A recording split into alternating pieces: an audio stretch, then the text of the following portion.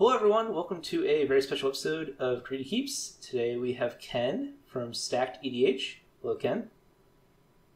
Hey, good to see you. Thanks for having me on. Yeah, so Ken, do you want to talk a little bit about StackedEDH? Yes, absolutely. So StackedEDH is a relatively new channel on YouTube. We also have Twitter and Instagram pages, and we produce concise videos about casual and competitive Commander. So far we have a deck tech, some gameplay videos, and then some video essays about Commander and its relationship to bigger things like class or mental health. And we have a whole bunch more videos planned for this winter break.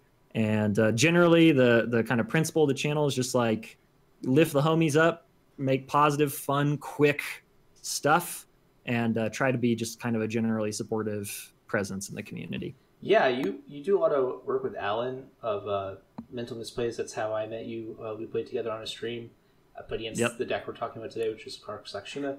And you two both have that in common for sure. Just like very positive attitudes, doing a lot of cool stuff for the community and people outside of it too, with the charity and everything. So that's pretty great. Thank you. Thank you. Thank you. Appreciate that. If anyone hasn't seen them at Misplays and all that, they do a lot of stuff for charity. You should really check that out. They have a lot of live streams throughout the week. I'm not sure if there's like a defined schedule. But yeah, so do you want to talk a little bit about the deck today, Krark Sakashima? I can just read the commanders real quick. Krark is a goblin wizard for 1 and a red. Whenever you cast an instant or sorcery spell, flip a coin. If you lose the flip, return that spell to its owner's hand. If you win the flip, copy that spell, and you may choose new targets. Has partner. Sakashima is a clone for 3 and a blue. It clones a creature you control, but it also says the legend rule doesn't apply to permanents you control, and has partner, which is pretty interesting text with Krark. As Ken, you can probably start explaining. Yeah, so when I saw Krark spoiled, I thought, oh, that's kind of funny. Like, yeah, coin flips. I like that. I mean, it reminds me of the early days of Magic when I started playing. But then I saw Sakashima and I thought, okay, wait. It seems pretty good if you could both win and lose a flip.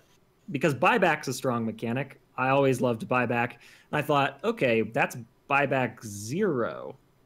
That seems pretty good. Buyback is like an 8 on the storm scale or whatever. It's pretty good. You know, it's not when people think of competitive Commander, they don't immediately think, oh yeah, buyback, it's everywhere. But I've used it and abused it in more casual decks. But I thought, yeah, buyback 0 seems pretty crazy. So I just started kind of thinking up how could we clone Krark a couple times and thereby increase the likelihood of both winning and losing a flip per instant and sorcery. And then which instants and sorceries are already sort of broken, i.e. Gitaxian Probe in a 40 life format, or Submerge and other similarly free spells under certain conditions. How could you just spam those over and over again and form sort of a little kind of juggernaut value engine, spell slinger value engine that also is really hard to interact with, because you can counter the original spell in the stack, but that doesn't mean that the effect won't occur because you still might get a copy. So it's like it's a pretty hard storm build to play against. Or that was my idea. Okay, we're going to build a storm deck. We're going to try to crank it up to the max, knowing full well it's not going to be a tier 1 cEDH deck. It's not Raj Silas. It's not, you know, like a Grixis All-Star. It's not Najila. But how can we just try to make this as effective a storm, Spellslinger storm build as we can? And so started a little Discord, and the community has been excellent. And then just started jamming it and started playing it a lot, goldfishing a lot, testing and refining. And I feel like we've kind of settled on a list that's more or less maybe 95% there. Maybe 5 to 10 cards will come in and out, I think, probably in the next 6 months or so. But the primer is called Siskel and Ebert. It's on Moxfield, and I think it's the most popular Krark and Sakashima list on Moxfield at the moment. So the primer contains all my thoughts on it. And so far, it's been really fun to pilot. It's non-deterministic. It's a non-deterministic storm build that runs Krark's Thumb competitively. That's sort of like my elevator pitch. That's the goal, right? You can play Krark's Thumb and be competitive, right? That's all we're all trying to get to. That's yep. If I could just do those things, I'm happy, I'm smiling, and that's the point. As a Corvold player, I do want to mention Corpse Dance has buyback. That's a card that see some competitive play that has buybacks. So if you play Corpse Dance is strong. Yeah. So I guess we can start out with the. I guess we should say, how do you usually win? What's the synergy that usually gets you there? So there are a couple sort of in states for the Storm turn. We're running Breach, and we're running stuff like Frantic Search that can just pilfer through your library and fill up your graveyard for a Breach turn. And ideally, you build up high enough Storm count that you can cast Mind's Desire, or you cast just Grape Shot straightforward and Grape Shot the table. Alternately, if you just build up enough value, you can typically Mind's Desire into enough clone effects and enough sort of synergistic spells that you can wind up stringing together enough copy effects like Twin Flame or Heat Shimmer. And eventually you can string those together enough and just build up a table of Krarks, enough Krarks with haste to attack. But then the sort of the most compact win condition in the deck, although it's a little harder to tutor for, is just pretty standard red infinite combo, dual caster mage, and Twin Flame, or Cackling Counterpart with a dual caster already on the battlefield, and then another copy effect off Krark. So infinite dual casters, or a Storm turn with Grape Shot, or something like Lightning Bolt that you can just recur over and over again and bolt the table. And then there are other enablers like Jessica's Will that provide fuel, that are both rituals and sources of card advantage that you can string together.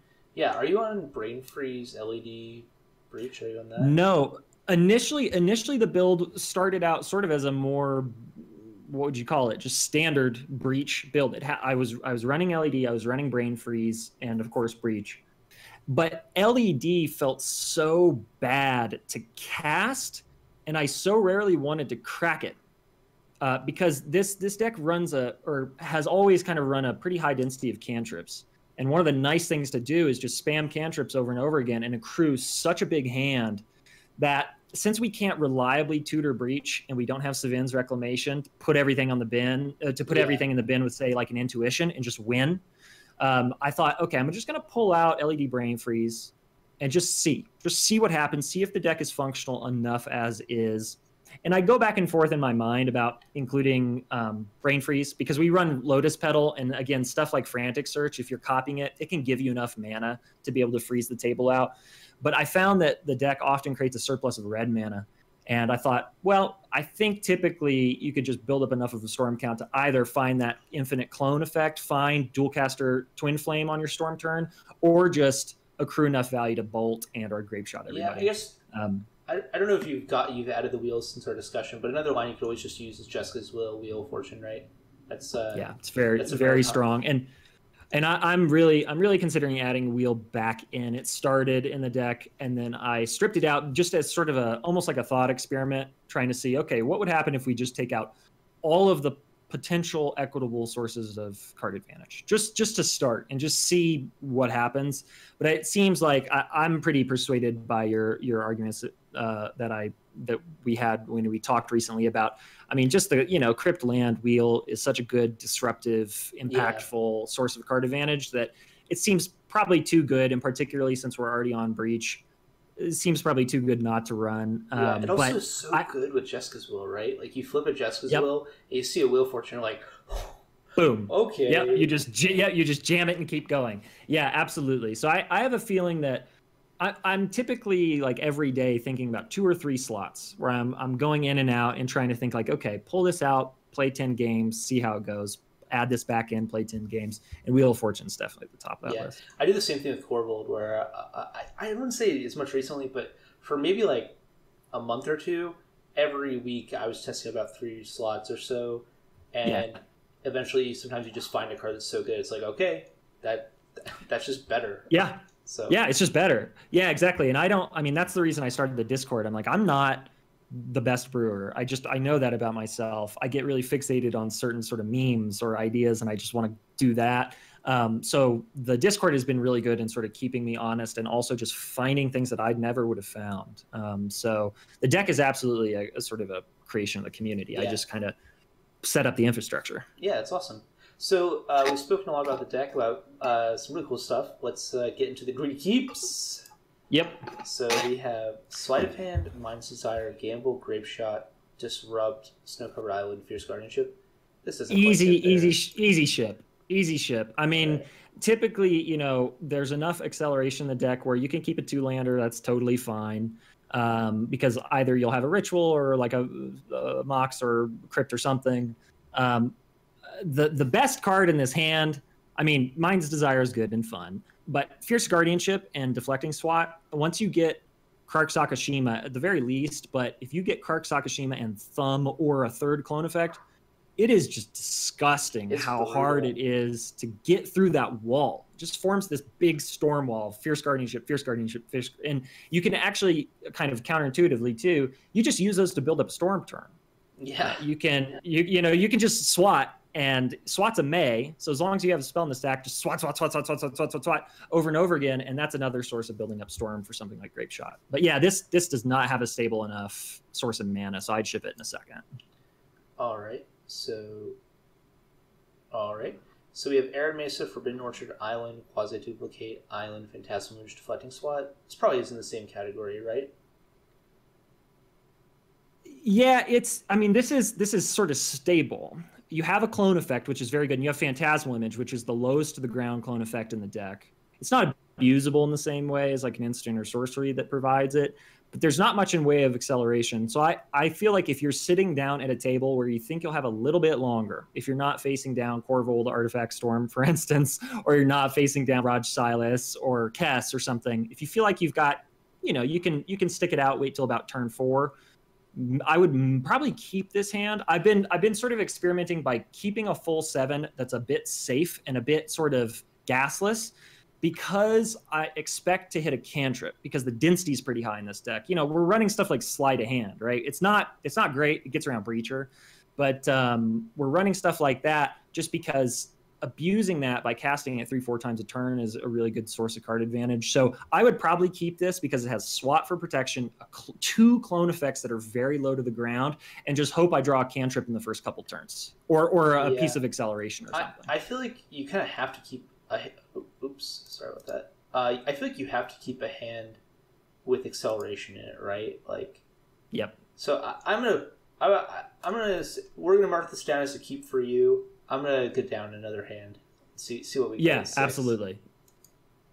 So this is totally unkeepable. Bonder, Lightning Bolt, Mog Salvage, Mystical Tutor, Krark Stun. So sad. So sad.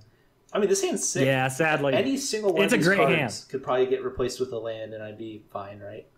Like, Yep. And unsub is, it's a really flexible card. Obviously, you're running Dockside, so it's another kind of snap-ish effective, popping the Dockside back to hand, replaying it for value. But unsub's also very good in this deck because sometimes you want to respond to your original spell in the stack that you want to make sure you get back in hand. So if you don't want to risk that last flip, you really, really want to make sure you recur it, you just unsub it and hopefully copy unsub and return unsub to hand as well, so that it's both crazy. Protection. Yeah, it's both it's kind of Narset's reversally in that way. It's protection. Of course, it's decent against something like Adnaz or something. It can buy you a turn. It's spot removal, but it has that third layer in the deck, which is pretty nice. I wish it only cost a blue, but I'm greedy. It's pretty good, and I think as a Dockside doubler, it's pretty great. Oh, it's great. Yeah, absolutely. All right, so get punished, going to 5. Yep, get punished for sure. Oh my god. Middle of the Mixture, Very Underworld punished. Breach, Jessica's Will, Ristic Study, Mystical Tutor, Parole. Always punish, gang. That's the theme. I mean, we're running in this build so far, it's very greedy. We're at 29 lands, so an average is like 2.03 or something lands per hand. The next mull, you can see this is a much safer hand. You got a Mana Vault, which will help you. I think this is a hot take, I'm sure. I think this hand is better than the 7. This 4 is probably better than the 7. Yeah, I mean, keeping Ristic and Mana Vault and 2 lands seems pretty strong. Mana Vault is so fantastic in this deck because it gets you to Sakashima so quick. Yeah. So yeah, and I think with Ristic, it's not backed up. You know, you can't protect the Ristic. Yeah, but it's a turn 2 Ristic. You know, that's pretty early. It's a turn 2 Ristic. It's pretty early. Yeah, no, I would keep that and not be too worried because again, the density of cantrips is high enough. And I think if we hit a 2-mana rock, it is possible we're supposed to keep an impulse or something, and turn 1 Ristic Study. Hope we hit a land, and then impulse and Ristic Study on turn 2. Depends on how greedy you are. you do have 2 turns to draw a land, and you can always impulse for the land if you're hyper greedy. But Yeah, it's true. Impulse finds anything, and impulse is one of the sort of like, it doesn't seem good on its face. I mean, yeah, sure, you dig 4, you can pick up anything, but it's just not popular at the moment. Again, because it's a little slow.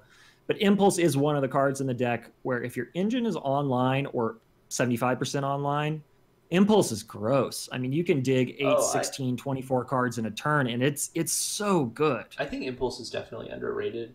It's just very few decks are on so few good cards that they can play impulse, because impulse exactly. If you replace impulse with demonic tutor, I mean, demonic tutor is obviously better, but in blue-red and in a spells deck, I think impulse is totally fine, totally justifiable.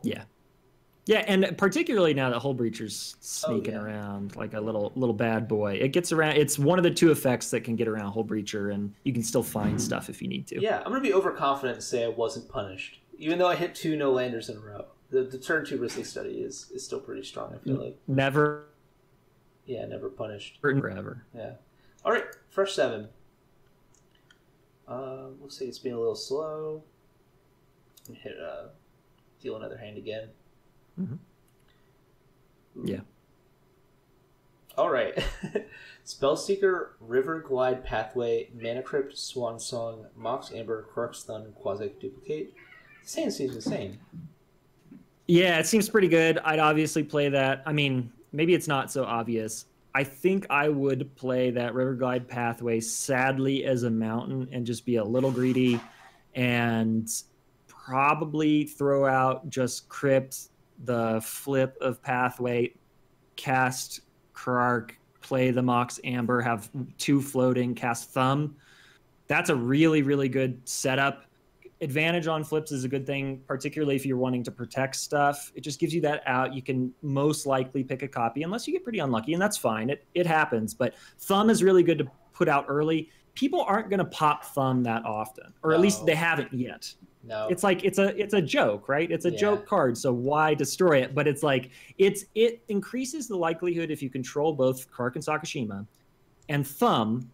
That gives you a 5% higher chance of both copying and recurring a spell. If you have Krark, Sakashima, and a 3rd clone effect, you're at about 87% of both copying and recurring a spell. With Thumb, it's like 93%. So it's sneaky good. So yeah, I would keep this hand in a second. Hope I draw a second land, but not be too stressed if I didn't, to be honest. And I will say, you're never going to lose your Mana Crypt flips. I mean, you will sometimes, but come on.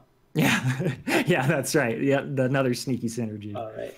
So we're keeping this one, fresh 7. Oh, this one's spicy as all get out. Hull Breacher, that's good. Brawl, Force of Will, Volcanic Island, Phyrexian Metamorph, Jeweled Lotus, Fiery Eyelet.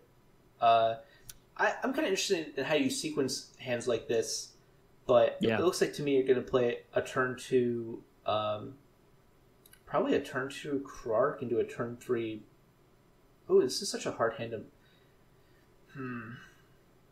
Yeah, it's a little tough. The thing I've been thinking about Lotus, and I obviously want to get the max value out of Lotus. I want to use it for Sakashima. So I would probably just play that Volk Island, depending on whether or not I thought the table has a wheel, hold the Lotus, or just throw it out there. I feel like it depends on if you're on the play or not too, but I would probably throw the Lotus out with the second land on turn 2. Don't crack the Lotus yet. Cast Krark. You've got the Force, so you can potentially protect yourself. Hopefully you draw another land. If you don't, no big deal. Crack Lotus. You have 1 mana up, and hopefully you draw something of value. Baral is also very good. Obviously the cost reduction is nice. He turns on Mox Amber for blue, and then the loot effect is not negligible, particularly if you have something like Flusterstorm. It's pretty useful in this hand too. Just being able to pitch that Phyrexian Metamorph if you need to, while also being able to pitch a Baral. And also the fact that if you get Sakashima and Krark back online, the fact that you have so many blue cards is important. Like, you don't want to cast multiple Force Wills because it is so rough on your card advantage.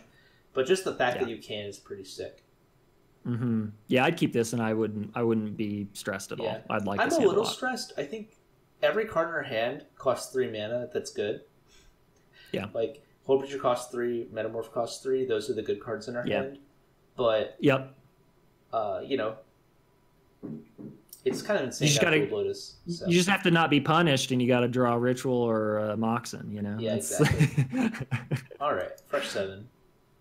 Krark's Thumb, Merchant Scroll, Twin Flame, Mana Vault, Flooded Strand, Mental Misstep, Mystic Remora. I mean, this is gas. Yeah, I think you have to keep it because of Thumb, and Twin Flame is also fantastic. Merchant Scroll can find Frantic Search if you're looking for a source of loot or protection. You have a Mental Misstep to protect your Mystic Remora from Mental Misstep. Which is what else so can you ask for? What else can you ask exactly. for? Yeah, and you don't even have to worry about the Krark thing, right? You just cast it. Don't worry. Don't flip coins yet. Accrue some card advantage or delay the tempo a little bit. Here's what I see happening. Turn 1 Mystic Remora. Turn 2 pay for Mystic Remora. Play a land because we probably drew some cards. Play that land. Play Mana Vault. Pass. Go to our turn. Lose the Mystic Remora. Play a Krark. Play Krark's Thumb off the Mana Vault, of course. Hold up 2 mana. Yep. That seems pretty good to me. Yeah, seems good. Seems strong. Honestly, if we're holding up 2 mana there, we probably don't even have to sack the Mystic Remora. We'll probably just you might be able to grab it one more turn. Yeah. Mm-hmm. That seems pretty sick. I like that. Yeah, I like it. Turns out Mana Vault's pretty strong. Mystic Remora, it's a good card. Also good. Yeah, pretty strong too. Yeah, Fish is crazy. Fish is so crazy, and particularly in this format right now. If you're on the play, you get a Fish. Man, it just changes the game. It's a huge stacks piece. It's crazy. Yeah. So first 7. Arcane Signet, Baral, Preordained, Mog, Salvage, Forces of Will, Mana Vault, Polluted Delta. This is an interesting hand. Yeah, this is tough. I mean, I'd be tempted to... God, I don't know what I'd be tempted to do here. I think I think what I do is I play the Polluted Delta, Preordained, try to hit a land, so on turn 2 I can play the Arcane Signet into a Mana Vault. Yeah. That seems good. Yeah, that seems good. It seems that would smooth the hand out. I think if I were being extremely greedy, well, I'd see what the first draw gave me. I'd see what the second draw gave me. But it's interesting with the cantrips because, they make a lot of hands keepable in the beginning. Of course, the Xerox effect thing's true. You can smooth out hands. But it's also kind of tempting, and this is, I think, a sort of dangerous temptation. It's kind of tempting to just keep one in the chamber so that once you get your little engine set up, you just have a very low-to-the-ground source of card advantage. But I think in a one-land hand like this, you got to just burn it. But it's safe. It's safe to burn it. It's not going to fizzle. I think the healthy way of thinking of this deck is you have a 2-card combo in the command zone. And like one of those cards is like... what's that commander that says when it enters the battlefield, if you didn't play it from hand, you lose the game? Yeah, it's like a phage. Yeah, it's like a phage. One of those cards is a phage. And the other is like, the flavor text for Null Rod? It does nothing. Like, that's Sakashima. And those are the 2 cards. And then when you play them into play at the same time, you just have Exodia, right? And so you have to balance this if I build Exodia, this Preordain is going to draw me through. It's literally just Ancestral Recall. But then you have to also live with the reality. You just have these dead cards in the command zone that you need to pay 6 mana to get, right? Exactly. Yeah, this is a kind of an early shift in thinking in the Discord. I think people were really assuming that, we'll just get our engine online all the time. And I was like, we run a 6 mana commander that when half of it is out, it can just brick your life. Yeah. This is risk. This is capital R risk, and it is a 6 mana commander. So we're very vulnerable to spot removal. So you have to be real. You either have to be very greedy and think you're going to race, again, not the Rod Silas's of the world, but you think you're going to race the table, get the engine online, and then kind of surprise the table with how resilient the engine is, or you got to be you pick and choose, right? You play a sort of a bluffy control game in the first few turns, leave some mana up, hope that dissuades opponents from going for it, and then you just sneak out pieces eventually. And I've won quite a few games like that, where you just sort of Commander 1. Get Commander 2. People are a little bit worried, but the 2 Juggernaut decks are just punching each other over and over again. Occasionally deploy a little protection, and then suddenly you get a 3rd clone effect and you have some mana up. And people are just snoozing because they're worried about the other obvious threats. They're worried about the Oracle consults. They're worried about the big Najeela turns, whatever. And then you can kind of just sneak into it because, again, you're going to accrue so much advantage so quickly. There are turns where I've cast Brainstorm, and I've had to recast. I had to pay 3 mana to get a successful Brainstorm. Well, I'm like, that's so horrible. But on those turns, it doesn't matter. Because, again, I'll have 3 or 4 more mana up. I'll hit a ritual. I'll hit something that's really big and advantageous. And so it becomes this weird thing where the engine could be really painful, but if the engine is online, the pain is really mitigated because the positive effects are super asymmetrical and explosive and hard to interact with. Yeah. If that makes sense. Yeah, I think, like, playing against this deck, one thing I noticed is that you hold up a lot of mana very early on, and it is a lot of the time a bluff. Like, I was just playing into it and just getting away with murder. Like, I remember, like, I cast some spell, and I remember it resolved, and I was like, oh, yeah, what? Nothing. So I should. Yeah. I will probably look at the list again just to like see why that is, because you are a blue-red deck. You have a lot of really good cards available to you. Yeah. But that's one thing I found about the deck is a lot of times like you're holding up this mana, and it's more that you're like you might have a single counter spell, and you're really just trying to like get to 6 mana. It's kind of like Niv Visit, except your commanders are like. You can spread out the costs across multiple turns, but that comes at like a huge risk.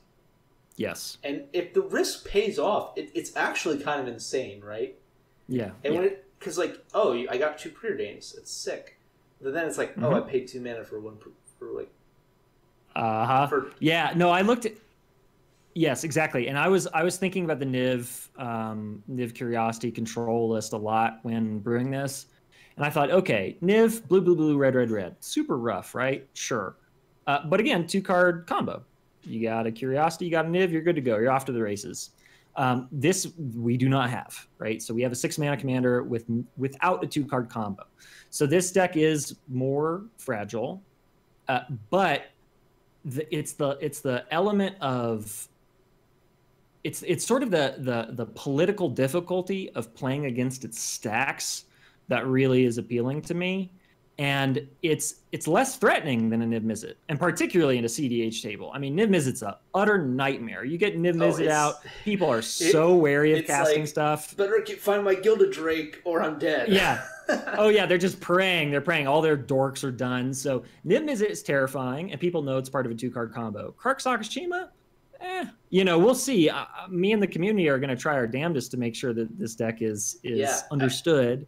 But we'll see. A really interesting thing about cEDH is it's not a competitive format. It's not a casual format either. It's a lot of both. It's not just a little of both. It's a lot of both. And so, people want to try out spicy things and play interesting stuff. But I find that a lot of times, people are really distracted by the text on the card, if that makes sense. And so I think like as we're talking about the Preordained in this hand, that's a really great example of that, right? Because like you might read the Preordained and be like, hey, that makes me that's 2 Preordains for 2 mana. That's insane.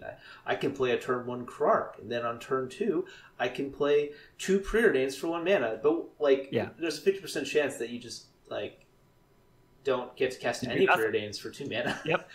So the correct thing might be to either use the Preordain to find another mana source, or it might be correct that you're supposed to cast the Preordain after you assemble your engine. But you're in this awkward situation where like I have to Preordain before I play Krark or after I play Sakashima a lot of the time, right?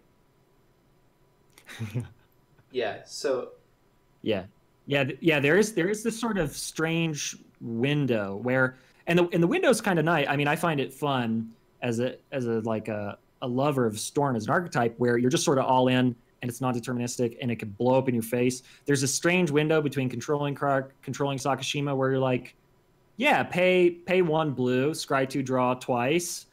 That is pretty excellent. But I could also just leave up the mana, bluff and or hold up a counter spell, and be that presence at the table. Yeah. So there's just sort of this, it's sort of like this constant risk and reward thing where you're like, well, live by the coin, die by the coin, right? Like if the coin comes up and I need that a little bit of an explosion of value, I'll go for it. If I don't, I'm just going to pretend to be the Izzet control deck. Yeah. And in some cases you are, but just pretend, and then it can smooth out that space between controlling both of your commanders. Mm-hmm. And one thing you have to think about is, like, there's 4 potential games, right? There's the game where I play the spell and it works out and I win. There's a game where I play the spell, it works out and I lose. There's a game where it fails and I lose, and then there's a game where it fails and I still win. Yeah. And then there's I guess there's 6 games, right? There's the game where I do nothing, win, game where I do nothing and lose.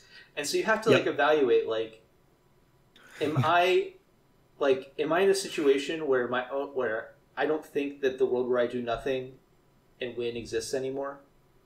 Like, yes. And do I just need to accept that, like, a lot of the time I'm just going to lose this game, and my only out here is like resolving preordain twice? Yeah.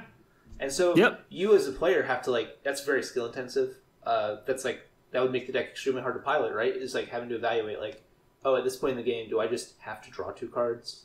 Do I have to? Yeah. So that's very skill testing, very difficult. Imagine resolving gamble, like, with a Krark in play. You're just like, do I gamble twice? How do I determine what the second card I gamble for is? What if I discard the first card but not the second card? Like, yeah, I played a game last night, and Cast Gamble had it copied twice, and so I was like, oh god, I had to like galaxy brain myself. I was like, okay, Gamble's not going back to hand, so I'm not gonna toss the Gamble to Gamble, but I am gonna get 3 cards. So do I just practically play this like an intuition and get 1 effect and 2 redundant effects? And that's what I wound up doing. I just got Breach, Mission Briefing, and something else, and I wound up never entombing because never Punish Gang. But I also was like, you get in these weird spots where you are accruing. Sometimes you're accruing advantage at such a crazy pace that if you don't just literally stop, take a breath, and be like, what's the stack look like right now? Do I need to interact with this base gamble? Do I need to recur it to hand? What do I need to do in order to make sure that I'm not sort of owning myself with my own value engine? Yeah, it happens a lot. With that. In Corval, the way it works is you sack your treasures and you make the wrong colors. That's the problem with Corval. Is you're like, all right, I'm going to make 1 of every color, and then you draw necropotence, and you're like, oh god, yeah, no, but I mean, similar considerations, right? You're trying to think to your outs. You're trying to predict the future a little bit. The nice thing, though, about this deck that sort of cuts against that, the sort of like, oh god, I got to be a skilled Storm player, is that on your Storm turn, a lot of times the correct answer is just yes. It's just more. You just want to do more things. You just want to keep casting that frantic search. You just want to keep accruing mana, because you can just hope that eventually card advantage is going to become redundancy. Redundancy is going to become card advantage, and it becomes like a little virtuous cycle. And you get to a point where if you're on the Storm turn, you're uninterrupted clone effect or 2 in between rituals and sources of card advantage. It's just done. You'll continue. You don't have to think that hard. It just becomes keep doing the thing and hope that it doesn't blow up in your face and you get extremely unlucky. But once you have like 4 clone effects, it's done. You just, as long as you can stream a spell together, keep stringing rituals together, you're gonna be fine. You're gonna find something. But so that's sort of a countervailing force. It's like sometimes the answer is just more with this deck. Yeah, and I can totally sympathize with that too. Playing Corvold, a lot of these like non-deterministic Storm decks, which used to be way more popular back like 5 years ago, like. Many people don't know this, but like one of the best archetypes in the format used to be like a Zur High Tide deck, right?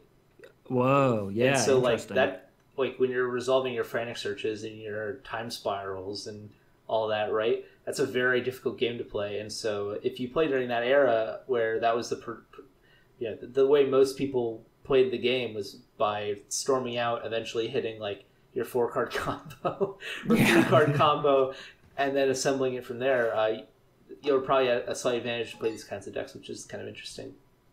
That's interesting. Yeah, I didn't know that history. That's a fun kind of throwback. Well, there was a time before console, right? Like people didn't really understand how powerful the cards were. There's a great review. There's like a Una Queen of the Fae primer from 2013, and in it the guy is like, I tested demonic consultation, but I found that losing when you hit the top 6 is not quite worth its synergy with Laboratory Maniac. And I'm just Oh like, wow, so right there, so yeah, close. it's like you're like, oh, it's so close. Oh my god. That's Yeah, funny. I mean, this speaks to a thing I see in Magic players all the time, and I say this with not authority, but just a little experience having played since pretty early on. We're just bad at evaluating cards. oh We're yeah, just bad at it, and that means that the only sort of proper scientific approach towards brewing and testing a deck, be it casual or competitive, is just play it until you want to vomit and continue to test and trust your intuition, trust what feels good, but also try to come up with an account in your head so that you can communicate yeah. it to other people. But really just test, because man, I am so bad at evaluating cards, and it seems like that's just I like a cliche about Magic I players. I kind of disagree, only Mm. because I think we're so bad. I think you're right that we're so bad at evaluating cards that even in our testing, we're bad at evaluating cards. You're absolutely right. And Yep. so to get an accurate test, right, you have to be able to remove a certain amount of like garbage, Yeah. like Yeah. what decks Yourself. am I playing, who's in control, what like who's playing the deck, what skills do they have, who am I playing against, am my opponents accurately evaluating the cards on the stack and in my hand and in Yeah. play, and you just can't do that in cEDH or EDH. It's very I don't even know if it's possible in normal 1v1 Magic. And so I'm Yeah. kind Too of pushed back on complicated. the test, just even the verbiage of testing, right? Like we say testing a lot, like I'm testing out this Yep. card. But we're not really testing. We're just messing We're around just with we're playing. cardboard and seeing Yeah. what Yeah. we We're think. playing it. Yeah. There really is no testing going on. The closest thing to testing is the metagame project, and even that has like Yes. huge problems, right? Yep. It's It's a so great. small. I love the metagame project, but it has huge problems just because so few people answer it, and who's answering it, how often are they answering it, are they only answering it the games they win, or are they only answering it Yeah. when they're first in turn order. It's so hard to know Yep. all these things, and even that's the most accurate thing we have, right? So Yeah, you're absolutely right. You're absolutely right. I think the sort of a good little rule of thumb is like the Cobblepot rule of thumb, which is just goldfish it a million times and just kind of note down this feels good, this feels bad, yeah, and that's how I brewed kind of the like second draft of this deck was just that. I came up with a big pile of things. I just yeah, goldfished it endlessly, came up with a more or less stable list, and then said, okay, community, yes, no, and then changed it from there, but just kept doing the goldfishing thing. But you're right. It is so hard to get a sense of what cards work. I think a good thing to do is typically, or what I find myself doing is like find the 3 or 4 cards that just feel so deeply wrong in your heart, in your gut, in your head to cut. Keep them and just try to support them to the best of your ability, but don't get so tunnel visioned, right? Try to have redundancy in multiple lines, but really make sure that you don't doubt your central choices, right? Like this is a storm deck. I'm not going to doubt that. This is a very risky non-deterministic deck. I'm not going to doubt that. Jessica's Will, crazy gas in general, but in this deck, very good. I'm not going to doubt that. And then just try to kind of tinker at the margins, right? Like keep your core, play around at the edges a little bit. yeah. What I personally do is I like to think about like what are the things that EDH players tend to like misevaluate. Yeah. Like when you read a card, what do we think initially, and like is this a thing that people are generally attracted to who are also going to be missing that thing, right? Like if everyone who plays Sisei's initial thing is to like, how do I get out a 5-drop or 6-drop, right? Maybe, and this has already happened. This is not my idea. Someone else might say, hey, I can always just get at 0 mana, get a Boseiju, make my spells uncounterable, right? That's just an example, right? I try to think that way for decks I brew because I think that's where the most room is to be made, is to play into the weaknesses of just like everyone. Like we just all have natural weaknesses. We like if we see something that looks really synergistic, we're naturally just going to keep testing that and forcing that as long as we can. And so absolutely. I generally, especially when it seems like something I personally would just automatically think or automatically would not think, like if the whole community is doing something one way, and in my mind it's like, if I was to kind of remove any of the context we already have, I probably wouldn't do it this way. That's when I'm really interested in the deck. Personally, I feel like I've got a friend, Ben. He's a legacy player, a competitive legacy storm player, and he is in my local meta here. And all the time he's throwing out cards that he feels like are undervalued in the current competitive meta, and particularly just in our tiny little local meta. And it's been really pleasing watching him because he's new to Commander. It's been really pleasing watching him find these cards within the community at large, or somebody like Cobblepot picks up like 6 months later, where he's like, wait a minute, Divining Witch, like, yeah, sure, vulnerable to removal or whatever, but it's another consult effect. And then, oh wait, hey, that showed up in a Cobblepot list or whatever, and people are like, Divining Witch. It's like, no, you got to listen to the things that seem off the beaten path, and you have to listen to things that seem sort of like the jujitsu thing. It accepts the energy and bends it. It's not the obvious thing, because how else are we going to innovate, right? We're not going to innovate if we just keep saying, oh, hammer, hammer, hammer, this plan, this plan, this plan. I think we can. I just think if you it's really fun to feel like you're massively contributing to something. And so I feel like the biggest gains, it's a totally selfish endeavor, right? The biggest gain, I get enjoyment from feeling like I've improved something, right? Yep. It's totally selfish. I like feeling like I've improved something. It's a good feeling. Yeah. And so the biggest gains, I think, are where our blind spots are, Yeah. And so that's why we'll sit down in a Discord call with people I know, and I'll just be like, where are we just not doing anything right now? I recently built Roger Tavash, and other people have brewed Roger Tavash, but me personally, the reason I was attracted to it is because I'm like, red-black is really good. Why is there just no red-black commander that is seeing any play? And so that was, there's the World Gorger decks, but that's not why red-black is good, right? Red-black is good because of Adnaz and Dockside and Breach. It's not good because of a 9-mana dragon that combos with animate deck.